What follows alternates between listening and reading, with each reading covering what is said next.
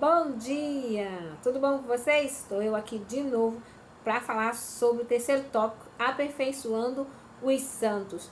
Pergunta A: o que Deus fornece com o objetivo de ajudar a igreja?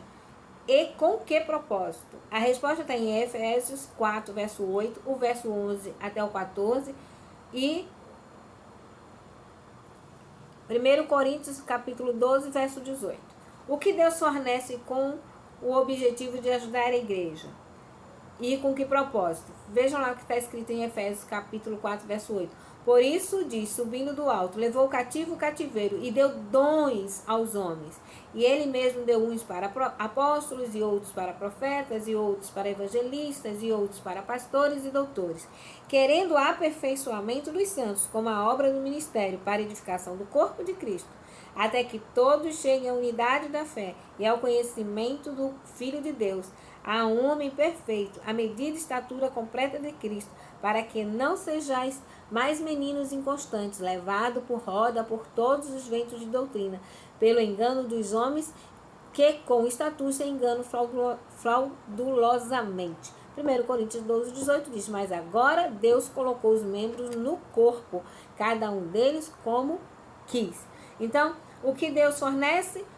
Ele fornece os dons, né? O objetivo é a unidade da fé, é o aperfeiçoamento da igreja de Deus, né? Os dons são dados para que a igreja se una, para a igreja siga perfeitamente unida em conformidade com a vontade de Deus. Ao enviar seus ministros, nosso Salvador concedeu dons aos homens, pois por estes comunica ao mundo uma palavra de vida eterna. Esse é o meio que Deus ordenou para o aperfeiçoamento dos santos, no conhecimento e na verdade da verdadeira santidade. A obra dos servos de Cristo não é apenas pregar a verdade, eles devem cuidar das pessoas, responsabilizando-se por elas, por quem presta conta a Deus. Como quem presta conta a Deus, devem reprovar, aconselhar e admoestar com longanimidade e doutrina.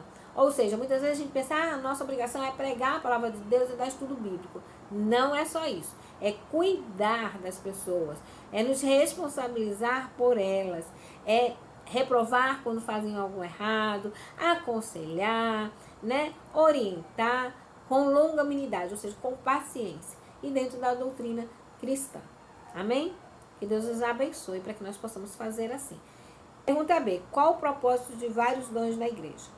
Mateus 20, verso 25 e 28, diz que entre os gentios, um manda, né? Domina sobre o outro. Mas que entre o povo de Deus não seria assim. Que um vai servir ao outro. Porque o próprio Filho do Homem veio para servir e não para ser servido.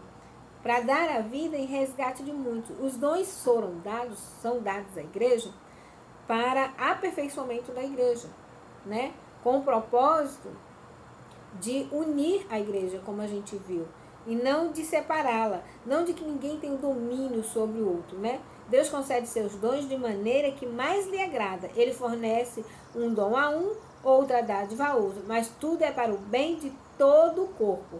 Está na ordem de Deus que alguns sejam úteis numa linha de serviço, enquanto outros atuarão noutra frente. Ou seja, todos trabalharão sobre o mesmo espírito.